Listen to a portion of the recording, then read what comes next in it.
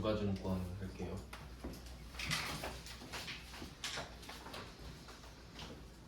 페이지죠.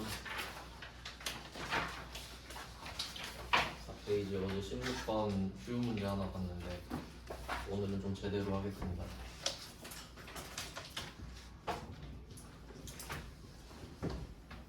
유가증권입니다. 일단 개정 과목 기준으로 보면은 3개를 배웠죠. 단기 매매증권이랑 만기 보유증권,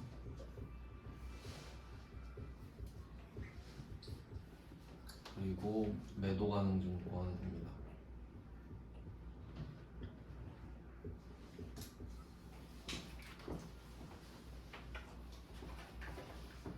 이걸 분계에서 배울 때는 단기 매매 증권이랑 매도 가능 증권을 구분하는 게 좀 중요했었죠. 단기 매매 증권이 되는 요건이 2개가 있는데, 그 단기 매매잖아요. 그러니까 짧은 기간에 사고 팔아야 되려면 일단 시장성이 있어야 되죠. 시장성이 있다는 거는 상장돼 있다는 겁니다. 그 뭐 코스피나 코스닥, 코넥스 이런 유가증권 시장에 상장이 돼 있어야 매매가 가능하겠죠. 그 다음에 목적도 있어야 되죠. 내 목적도 단타를 칠 목적이어야 되죠. 그래서 단기 매매 증권이 되려면 시장성이 있어야 된다.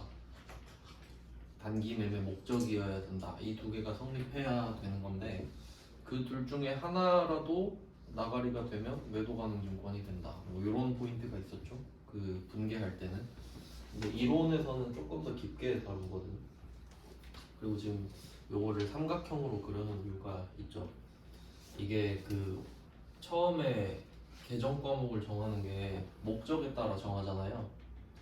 내가 단타를 칠 거야 하면 단기 매매 증권, 끝까지 갖고 있어야지 하려면 만기 보유 증권. 근데 살다 보면 생각이 바뀔 수도 있잖아요. 상황이 바뀔 수도 있고. 그러면 목적이 바뀌면 이름도 바뀌어야겠죠. 그럼 목적이 바뀌면 이름을 바꿔줘야 될 거 아니에요. 이제 그 이슈가 재분류거든요. 처음에는 분류고 그 2번째부터는 재분류라고 하겠죠. 그것 때문에 모양을 이렇게 그린 건데, 일단 단기 매매 증권은 내려올 수가 있습니다. 그러니까 일부러 그림을 이렇게 그린 거예요. 내려올 수는 있는데 올라갈 수는 없습니다. 그래서 좀 이렇게 기억하시라고. 못 올라갑니다. 그리고 밑에서는 서로 바뀔 수 있고요. 요것도 문제 나오니까, 그러니까 재분류가 가능한지 불가능한지 물어볼 때 이 그림을 떠올리시면 되거든요. 일단 뭐 그림은 그렇고 여기다가 4를 붙일 거예요. 그럼 이게 개정 과목이거든요. 개정 과목은 목적을 나타내죠. 근데 그 목적에 따라 나누는 걸 분류라고 하는데, 종류도 있잖아요. 종류는 그냥 그 뭐랄까, 그냥 뭐 이게 뭐야? 라고 물어보는 거에 대한 대답이거든요. 그럼 종류는 유가증권의 종류는 지분증권, 채무증권이 있어요. 지분증권, 채무증권. 그러니까 뭐 분류하는 방법의 차이죠. 유가증권에는 지분증권이랑 채무증권이 있다. 그러니까 요건 종류죠. 2가지 종류가 있는데, 이 2가지의 종류를 취득했을 때 어떤 목적으로 취득했는지 보여주는 게 개정 과목이죠. 네, 요거 일단 이해하셔야 되고, 그러면 이 개정 과목에 그 가능한 걸 제가 적어볼게요. 단기 매매 증권은 지분증권도 되고 채무증권도 됩니다. 그러니까 이게 뭔지 생각을 해야 됩니다. 이해하셔야 돼요. 지분증권은 주식이죠. 그 뜻 자체가 지배권을 나눈 거잖아요. 지분, 주식이죠. 내가 주식을 많이 갖고 있으면 그 회사의 지배권이 많은 거죠. 채무증권은 상대방의 채무로 인해서 내가 채권이 생긴 거고요. 내가 돈 빌려준 거죠, 그냥. 그러면 내가 주식을 샀다. 주식 사서 단타 칠 수 있죠. 단기 매매 증권. 채권 사서 단타 칠 수 있어요. 요거는 그 많이 들어보진 않으셨을 텐데, 그 채권 만기가 긴 애들은 짧은 기간에도 시세 차익이 많이 날 수 있어요. 금리 때문에. 네, 뭐 그런 그게 있긴 있어요. 가능은 하다는 소리죠. 그 다음에 만기 보유 증권으로 가보면 만기라는 말이 있잖아요. 만기. 이제 만기라는 말은 보통 그 돈을 주고받는 날짜를 말해요. 꽉 찼다는 뜻이죠. 만기. 그럼 주식은 만기가 없죠. 그러니까 주식은 개념 자체가 소유권이잖아요. 그럼 소유권은 있냐 없냐예요. 그러니까 여러분이 아이폰을 가졌냐 안 가졌냐 이거지, 나는 아이폰을 1년만 가질 거야 이게 아니죠. 그러니까 주식은 갖냐 마냐기 때문에 만기라는 개념이 없고, 근데 채권 같은 경우는 내가 돈을 빌려준 거거든요. 그럼 만기가 있어야겠죠. 내가 돈을 막 1000만 년 빌려줄 순 없잖아요. 빌려준다는 말 자체가 만기가 정해져 있다는 소리죠. 그러니까 채권을 샀을 때만 만기 보유 증권이 가능하죠. 지분증권 샀을 때는 안 돼요. 그래서 만기 보유 증권은 지분증권은 안 돼요. 채무증권만 가능하죠. 이것도 잘 냅니다. 지분증권을 샀을 때 만기 보유 증권으로 분류할 수 없다. 네, 요거 잘 냅니다. 그 다음에 매도 가능 증권, 얘는 그냥 단기도 아니고 만기도 아닌 것들, 요거는 둘 다 가능하죠. 지분증권도 되고 채무증권도 되고. 그러니까 이거를 좀 내겠죠. 만기 보유 증권이 지분증권이 안 된다는 거 포인트입니다. 요게 또 포인트가 될 수 있고, 그 다음에 얘네들을 평가하는 방법을 생각해 볼게요. 평가. 만기 보유 증권은 얘는 같이 봐야 되는 애가 사채라고 제가 말씀드렸죠. 그 계정 과목 중에 사채 있잖아요. 회사채. 걔랑 같이 봐야 돼요. 회사채죠. 얘 둘이 상관관계가 좀 커요. 요거는 사채할 때 같이 말씀드릴게요. 일단 여기서 기억하셔야 될 거는 만기 보유 증권은 평가를 안 한다는 거죠. 이유는 안 팔 거니까. 만기까지 보유하겠다는 소리는 그냥 끝까지 기다리겠다는 소리죠. 난 중간에 절대 현혹되지 않고 팔 생각도 없다 이 말이죠. 그러니까 얘는 팔 생각이 없으니까 평가도 안 한댔죠. 지금 시세에 관심이 없지. 지금 아무리 비싸도 안 팔 거거든요. 그래서 얘는 평가를 하지 않고, 그럼 상대방이 사채를 발행한 사람이고 내가 그 사채를 만기까지 보유할 거면 딱 둘이 끝까지 가면 되겠죠. 그래서 이 만기 보유 증권을 보유한 사람은 뭐 사채가 아닐 수도 있지만 이 사채 회계 처리에 대해서 그냥 똑같이 적용시킵니다. 그러니까 사채를 갖고 있는 사람이 사채를 상각하는 이슈가 있거든요. 그거를 그대로 받아들여요. 금액이 똑같이 가요. 그러니까 얘는 평가라기보다는 다른 방법을 선택합니다. 결론은 평가를 안 한다는 거죠. 그럼 단기 매매 증권이랑 매도 가능 증권, 얘는 팔 생각이 있죠. 아주 많이 있죠. 그러니까 매 순간 보잖아요. 시세를 매 순간 보지만 맨날 적을 수는 없으니까 12월 31일에 한 번만 딱 바꿔주죠. 그게 평가죠. 그래서 얘 둘은 공정가치로 평가를 하게 돼요. 공정가치 평가. 당연한 말이죠. 우리 평가하는 것도 다 배웠죠.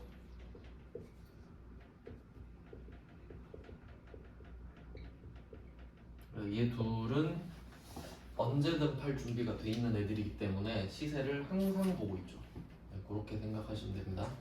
그래서 만약에 이거 가지고 문제를 내고 싶다 하면은 출제자가 만기 보유 증권도 공정가치로 평가한다. 틀린 말이죠. 얘는 일단 뭐 이름은 솔직히 뭐 몰라도 되긴 하는데 상각 후 원가법이라는 걸 써요. 그러니까 이 사채를 상각한 후의 가격을 그대로 반영하는 거거든요.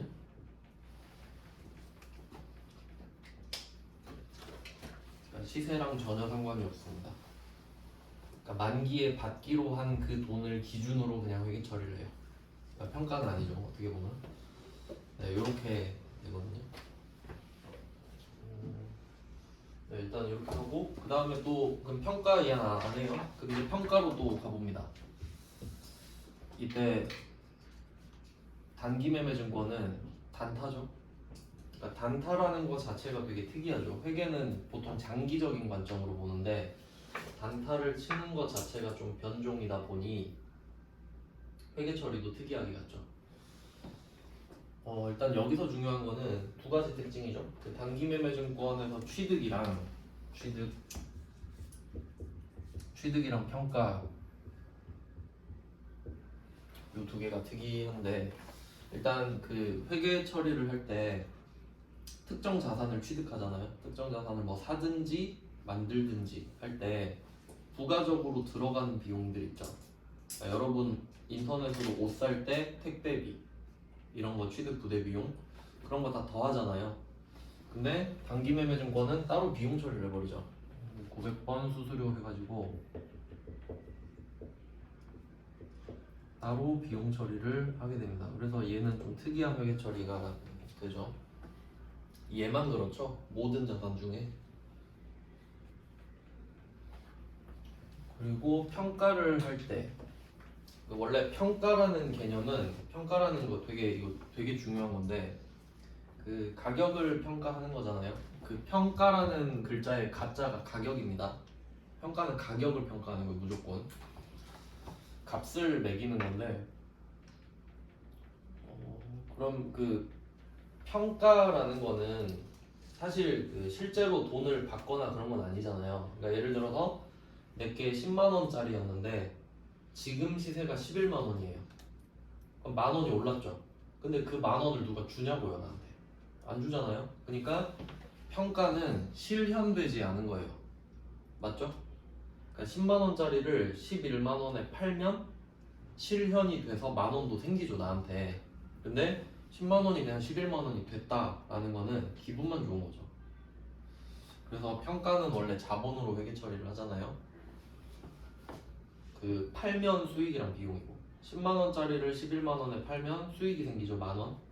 근데 10만 원짜리가 11만 원이 되면 그냥 자본이다 이렇게 되잖아요.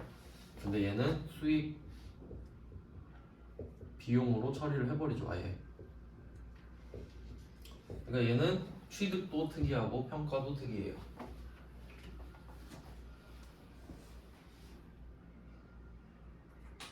그러면 얘는 둘 다 예외인데, 그러면 매도 가능 증권 같은 경우는 예외가 아니니까 원칙대로 가겠죠. 그럼 얘는 원칙대로 한다 그럼 차이가 뭐냐 하면 취득은 그냥 더 하죠, 가격에. 그러니까 그 수수료가 그냥 매도 가능 증권이 돼버리죠. 이게 원칙이니까. 그 다음에 평가는 역시 원칙대로 가격이 오르면 자본, 가격이 떨어지면 역시 자본. 이게 원칙입니다, 원칙.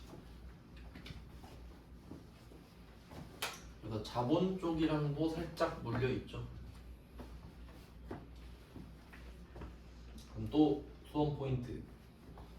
단기매매증권의 평가는 수익 비용, 매도 가능 증권의 평가는 자본입니다. 만기보유증권은 평가를 안 물어보겠죠? 안 하니까요. 그래서 이렇게 정리가 되면 돼요, 평가로 하면. 그럼 이렇게 해놓고 문제를 좀 풀어보겠습니다. 16번은 어제 풀었고, 네, 17번부터 보겠습니다. 17번 1번 잘못된 거 찾을 거예요. 1번에 지분증권 투자에 대한 현금 배당이네요. 주식을 갖고 있으면 현금 배당을 받을 수도 있죠. 반드시 받는 건 아닙니다. 받을 권리와 금액이 확정되는 시점에 영업의 수익으로 인식한다. 네, 맞는 말이에요. 여기서 영업의 수익의 그 계정 과목을 물어본다면 배당금 수익이 되겠죠. 그리고 뭐 배당금 받을 권리랑 금액이 확정되는 시점은 그 보통 주주총회에서 정합니다. 주주들끼리 모여가지고 우리 이번에 배당 얼마 하자, 돈 얼마 벌었으니까 그게 이제 확정이 되는 거죠. 결의라고 하고요. 네, 뭐 맞는 말이고. 그 다음에 2번 여기서는 매도 가능 증권 평가 이렇게 표시하면 되겠죠. 17번은 매도 가능 증권 평가. 그럼 이거 보면서 생각해야 되죠. 매도 가능 증권 평가는 원칙이다. 자본이다. 그러면 결과를 보세요. 순이익에 영향을 미치지 않는다. 맞죠? 그러니까 요게 어제 봤던 16번의 3번이랑 같은 거죠. 뭐 잘 나옵니다. 당연한 말인데. 자본에 영향을 미치니까요. 순이익 자체에는 영향을 미치지 않겠죠. 여기서 그 알아야 될 게 자본과 수익 비용의 관점을 알아야 된단 말이죠. 그러니까 이게 수익이랑 비용을 퉁치면 이익이 되죠. 뭐 비용이 더 크면 결손일 수도 있는데 그냥 요게 퉁치면 이익이 된다고 해봐요. 그럼 그 이익은 결과적으로 자본이 되죠. 내가 번 돈이니까. 그래서 이때 얘는 자본에 영향을 미친단 말이에요. 근데 반대로 자본이 수익 비용에 영향을 미치는지 생각을 해보자 이거죠. 수익과 비용, 그러니까 이익이 크면 자본이 되죠 결국. 그러니까 내가 번 돈은 자본이 되잖아요. 근데 자본은 수익 비용이 되나요? 그렇지 않지.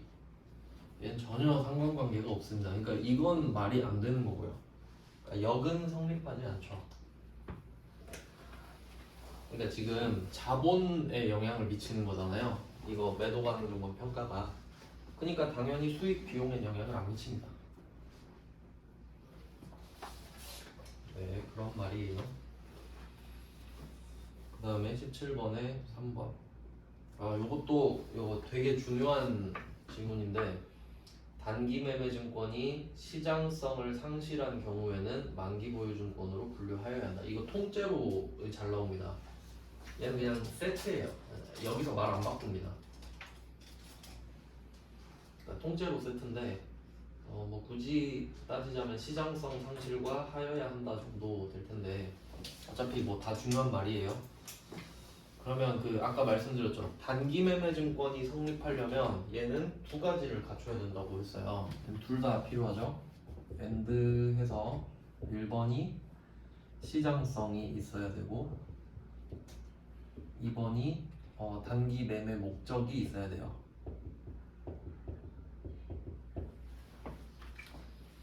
둘 다 있어야 단타를 치겠죠. 그러니까 의지만 있어도 안 되는 거고 시장성만 있어도 안 되는 거죠. 둘 다 있어야 단타가 가능하단 말이에요. 근데 여기서 시장성이 없어진다고 해보세요. 나는 빨리 팔고 싶은데 이 주식이 상장 폐지됐어요. 뭐 어떻게 팔죠? 못 팔죠. 상장 폐지되면 빵원 되는데 주식이. 그럼 시장성이 없어지면 내 의지와 상관없이 얘는 단타를 못 치게 돼요 이제. 맞죠? 그래서 매도 가능 증권이 됩니다. 그럼 혹시 만기 보유 증권이 될 수는 없나? 네, 없죠. 아니, 내가 시장성 상실했으니까 갑자기 만기까지 보유해야지 그러진 않잖아요. 그러니까 하여야 한다가 나오는 거예요. 해도 된다가 아니죠? 그러면 여기에 가장 대표적인 사례는 시장성 상실을 넣으면 되겠다. 그래도 그림에 넣고 보면은 그나마 나은데 말로 보면 뭔 말인지 전혀 모른단 말이에요. 그냥 이렇게 그림에 넣고 생각을 하시면 될 것 같습니다. 상장 폐지됐다 생각하세요 그냥. 네, 그러면 잘못된 거? 뭐가 잘못된 거지? 17번에 4번은 매도 가능 증권은 보유 목적에 따라 유동자산으로 분류될 수도 있다. 이것도 맞는데? 다 마시나요? 잠깐만요.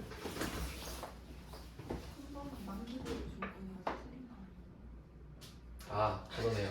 감사합니다. 집단지성이 좋죠.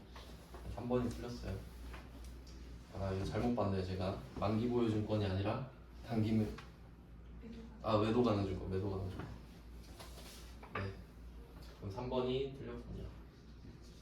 매도 가능증권으로 바꿔주세요. 이게 그 글자가 다 비슷비슷하니까 이런 식으로 좀 17번은 3번으로 해주시고요. 그 다음은 18번 문제로 가겠습니다. 또 틀린 거 찾습니다. 틀린 거 찾는 게 보통 쉽거든요. 왜냐면 나머지는 다 맞으니까. 그러니까 맞는 거 찾아라 하면 좀 어려워요. 한번 볼게요. 18번에 1번. 채무증권 나왔죠. 요건 종류죠, 종류. 채무증권을 취득한 후에 셋 중 하나로 분류한다. 맞죠? 셋 다 되잖아요, 채무증권은. 그러니까 그거 물어보는 거잖아, 지금.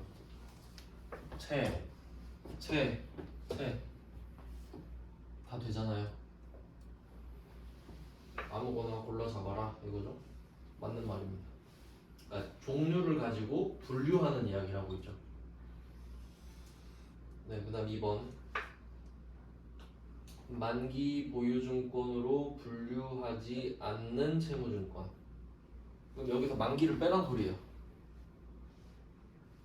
그럼 매도 가능증권밖에 없나요? 아니지, 단기도 되죠. 1번과 2번은 같은 맥락 아닙니까? 2번 틀렸죠? 만기 보유증권이 아닌 채무증권은 매도 또는 단기 아닙니까? 그러니까 이게 정신 놓고 보면은 그냥 다 맞는 말 같거든요. 그러니까 이게 그림이 머릿속에 있어야 돼요. 장난치기 좋은 주제잖아요. 분류한다가 아니라 분류해도 된다 정도면 맞을 수도 있는데 분류한다는 아니죠. 아니면 매도 또는 단기로 분류한다 이렇게 하거나 매도 가능 증권으로 분류할 수도 있다 정도면 맞겠는데 네, 왜 틀렸는지를 정확히 아셔야 됩니다. 1번, 2번 같은 말이고 그 다음에 18번에 3번, 4번은 그냥 보너스 지문이거든요. 3번에 매도 가능 증권이 나왔고 그리고 요것도 그 하나의 추세인데 패턴인데 미실현 보유 손익 이렇게 돼 있죠. 미실현 보유 손익이 평가 손익입니다. 밑에다가 써주세요. 이유는 말씀드렸죠. 평가는 실현되지 않은 거죠. 기분만 좋죠. 10,000원이 올랐네. 그래서 미실현. 그리고 내가 이 물건을 안 팔았으니까 갖고 있죠. 보유하고 있죠. 그러니까 보유. 그러니까 미실현 보유가 같이 오지. 왜냐면 만약에 이걸 처분했다 그러면 실현 손익일 거 아니에요. 그럼 보유하고 있지 않잖아요. 그럼 실현 손익 이러겠지. 맞죠? 같은 말입니다. 매도 가능 증권 평가는 자본이죠. 그 그룹 이름이 기타 포괄 손익 누계 맞습니다. 이건 자본에서 따로 할게요.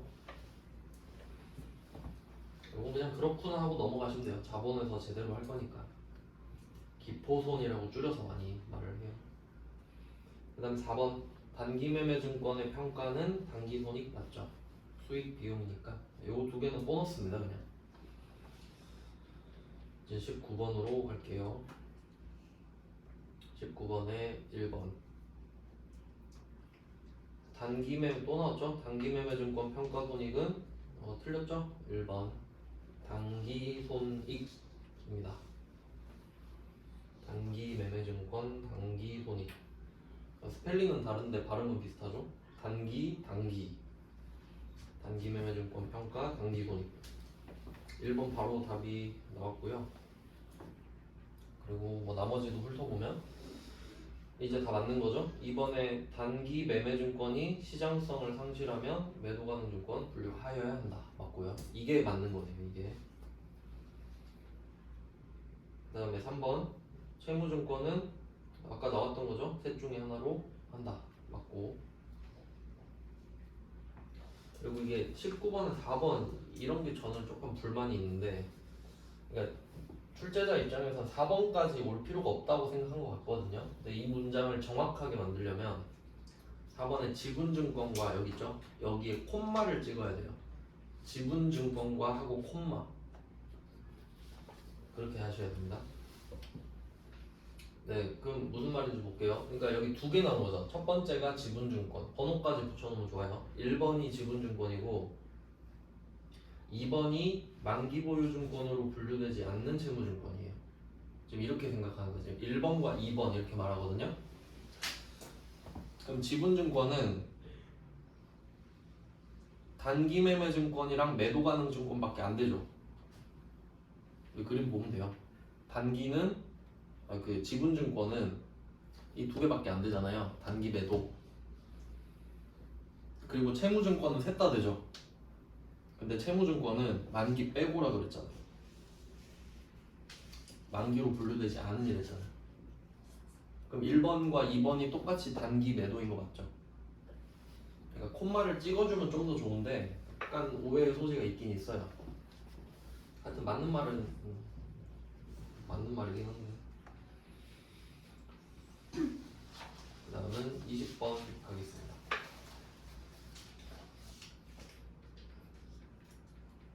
(1번) 유가증권은 지분증권과 채무증권이 포함된다. 뭐 맞는 말이죠. 종류 이야기하네요. 2번 단기매매증권의 미실현 보유손익은 당기손익 맞고 3번의 매도가능은 기타 포괄손익 맞죠. 보너스 문제입니다. 4번이 틀렸는데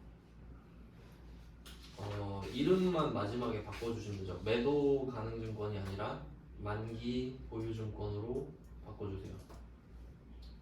왜냐면 만기가 확정된 채무증권이잖아요. 그리고 여기서 두 개만 좀 단어를 표시하면은 의도, 능력. 의도, 능력. 보통 대충 말할 때는 의도만 말하기도 하는데 이게 무슨 말이냐면 내가 돈을 빌려준 거잖아요. 채무증권을 산 게.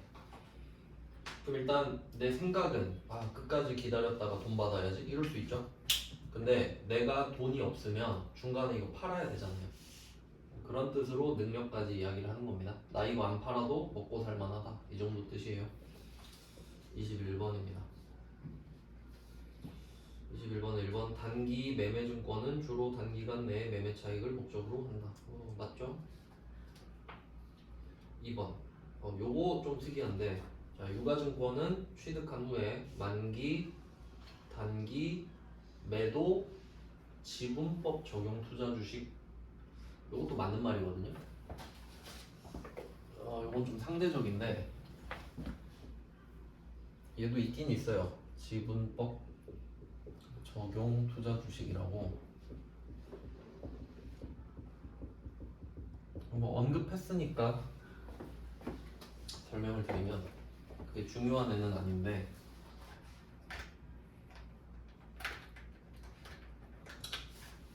일단 끝에 보면 주식이라고 써있죠.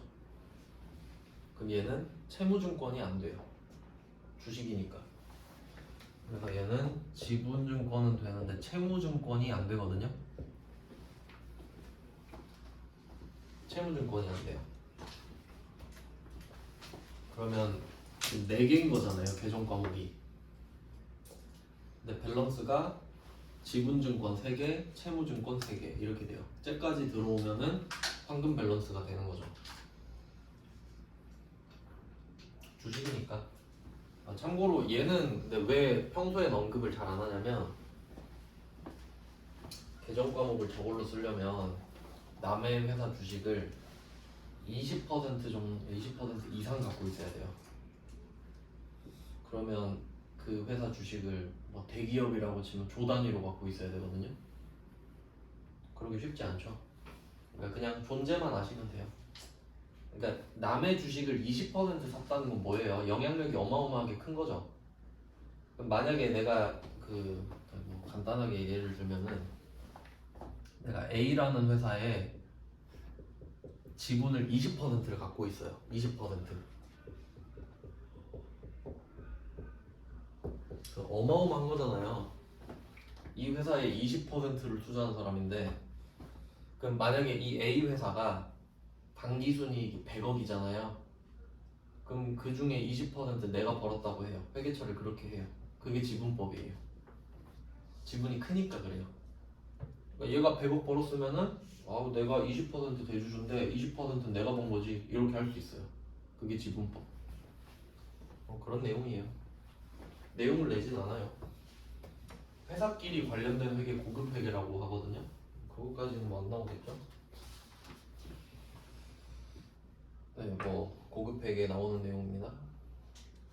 우리는 중급 회계 중간 정도? 참고로 회계에서 중급 회계랑 고급 회계가 있는데 고급 회계가 더 어려운 것 같잖아요. 그냥 종류가 달라요. 회사끼리 관련된 회계가 고급 회계라고 합니다. 그럼 다음 선지. 그러니까 이 21번의 2번 선지는 4개가 나와도 맞고 3개가 나와도 맞는 거지. 상대적인 거죠. 그러니까 주로 3개잖아요. 주로 3개. 그러니까 3개라고 해도 맞긴 맞지. 근데 4개라고 해도 맞죠. 그런 내용입니다. 그러니까 문맥상 파악을 하셔야 된다 이거지. 그러니까 이게 그 문제도 사지선다라고 하잖아요. 사지선다. 뭐 오지선다도 있고 하죠. 여기 다자가 사지선답이 아니잖아요. 이 다자가 마늘다거든요. 이게 무슨 뜻이냐면 제일 가까운이란 뜻이에요. 제일 가까운 거. 그러니까 답이 2개일 수도 있거든요. 근데 그 중에 제일 답 같은 걸 찾으란 뜻이에요. 그래서 사지선다예요. 그러니까 2번이 답일 수도 있고 아닐 수도 있고 그렇게 되는 거지. 얘는 3개만 적어놓으면요. 그럼 21번은 3번 단기매매증권의 미실 이건 또 나왔죠? 넘어가고. 근데 이거는 너무 쉬운 게 단기매매증권의 평가손익은 평가손익으로 처리한대요. 이거 뭐 아무도 안 틀리겠죠? 그럼 4번 매도 가능증권은 만기보유증권으로 재분류할 수 있다. 밑에서 노는 애들은 서로 바뀔 수 있다 그랬죠. 근데 만기는 매도가 안 된대요. 왜 그러지? 아니 되죠. 둘 다 되죠. 서로 됩니다. 서로 돼. 그러면 혹시 왜 올라가지는 못하는지 생각해 볼까요? 제 생각은 요거 때문인데 단기매매증권은 평가만 해도 수익 비용을 잡아버리죠. 근데 원래 평가는 수익 비용이 아니잖아요. 만약에 이럴 수도 있잖아요. 우리 회사가 올해 매출이 너무 안 좋아요. 수익이 너무 안 좋은 거예요. 내가 매도 가능 증권을 좀 갖고 있거든요. 요거를 급하게 바꿔 12월 돼가지고 얘를 단기매매 증권으로 바꿔버려요. 평가에서 가격이 좀 오르면 수익으로 잡을 수 있죠. 그러니까 안 된다고 하지 않을까? 이유는 안 물어보는데 그냥 제 생각은 그래요. 네, 21분 받고 다음 문제로 가겠습니다. 5페이지죠.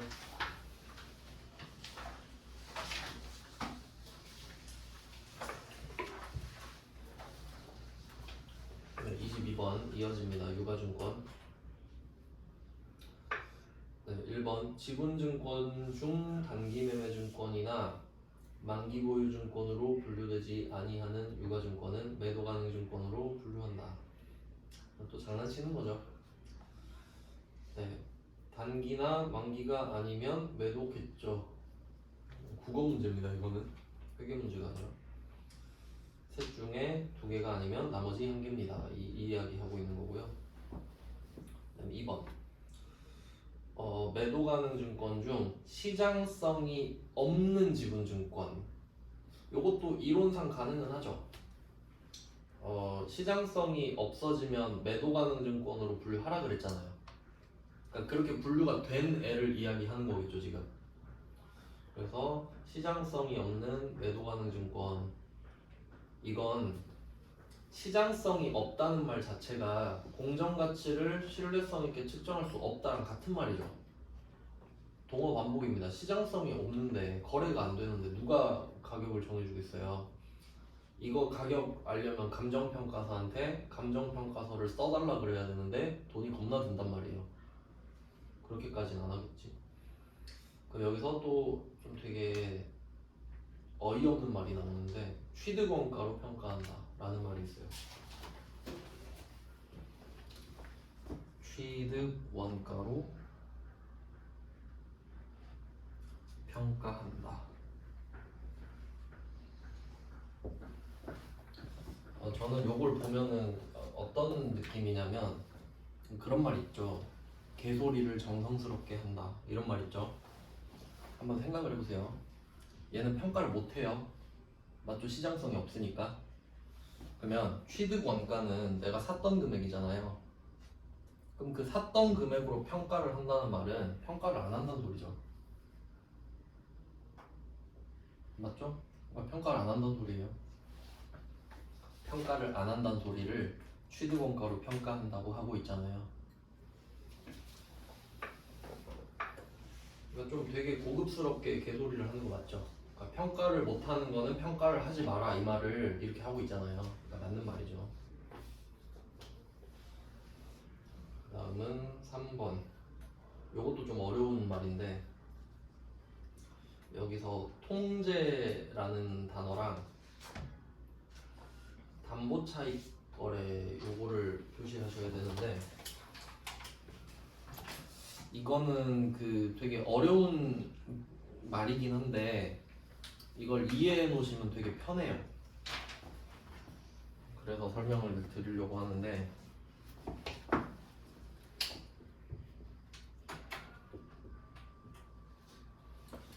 이게 해당되는 경우가 이거 예시로 배서양도 써놓으면 되거든요. 그 어음 할인이라고 해야 되나? 어음 할인. 그 옛날 꽃날에 배운 것 중에 회계 1급에서 약속어음을 은행에 갖다 팔아버리는 경우, 실제로 어음깡 하지만 고급스럽게 어음 할인 또는 팩토링이라고 하는 그런 상황이 있는데, 그러면 그 상황을 한번 생각해 볼게요. 혹시 기억나시나요? 어음을 은행에 매각 거래로 한다 이 말이 맨날 붙어 있었던 거. 매각 거래로 본다, 매각 거래로 한다 이 말은 간주죠. 아니어도 그렇게 합시다. 그 이유가 여기서 나오는 거예요. 그러면 이때 A 회사가 있고 B 회사가 있고 C 은행이 있다 이렇게 있을 때 B가 A한테 매출을 하고 A가 B한테 어음을 준 거예요. 약속어음을. 어음 A 이렇게 써 있는 거. 요건 안 어렵죠.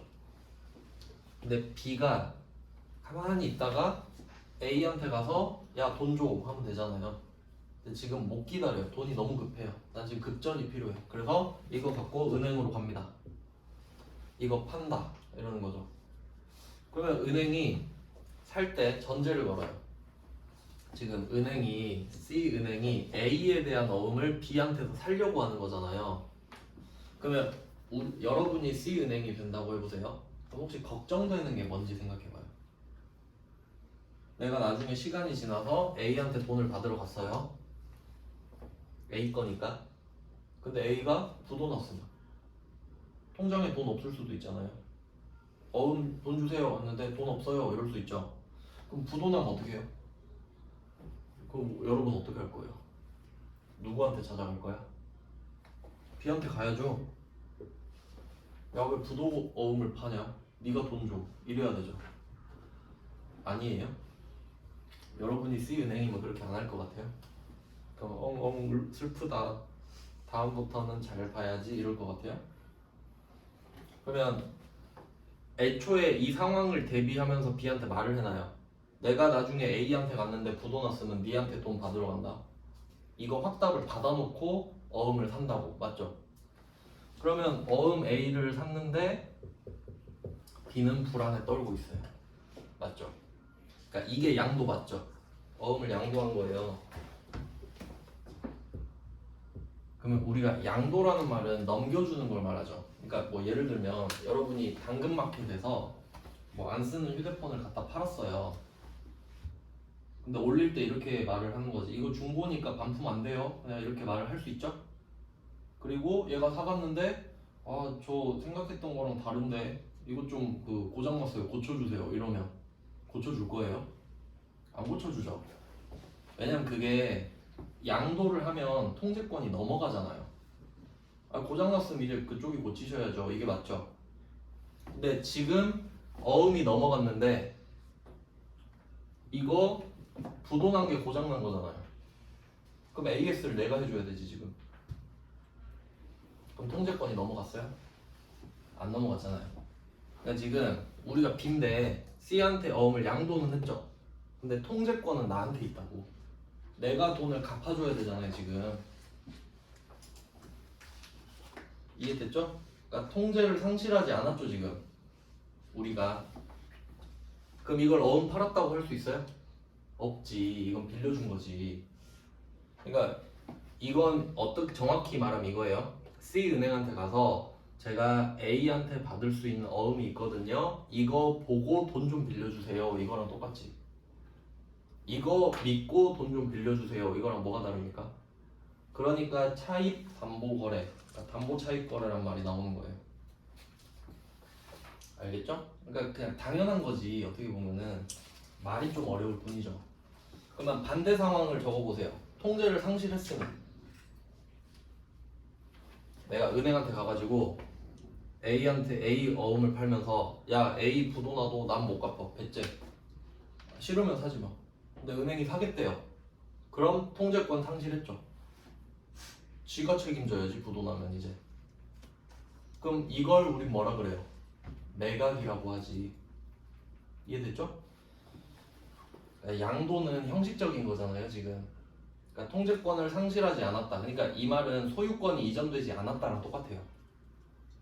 그러니까 물건만 옮겨가는 거잖아요. 그래서 통제를 상실했다. 이거는 매각거래. 이렇게 알아두시면 됩니다. 조금 어렵지만 알아두시면 편해요. 이건 뭐 약간 민법이랑 좀 더 가까운 것 같긴 한데. 그래서 통제는 소유권으로 보시면 되겠습니다. 통제, 컨트롤이죠 영어로. 좀 어려운 말이긴 한데 근데 뭐 어차피 답이 쉽잖아요. 답이 4번이잖아요. 단기매매증권 평가는 손익, 단기손익으로 한다.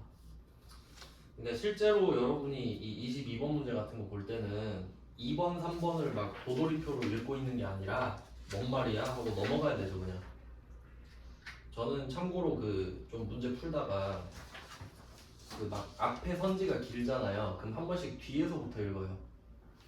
4번으로 답 줄 때가 가끔 있거든요. 그것도 나름 팁이에요. 1, 2, 3 이상한 거 깔아놓고 4번에 쉬운 답 줄 때도 많거든요. 네, 이렇게 해놓고 좀 쉬다가 23번부터 보겠습니다.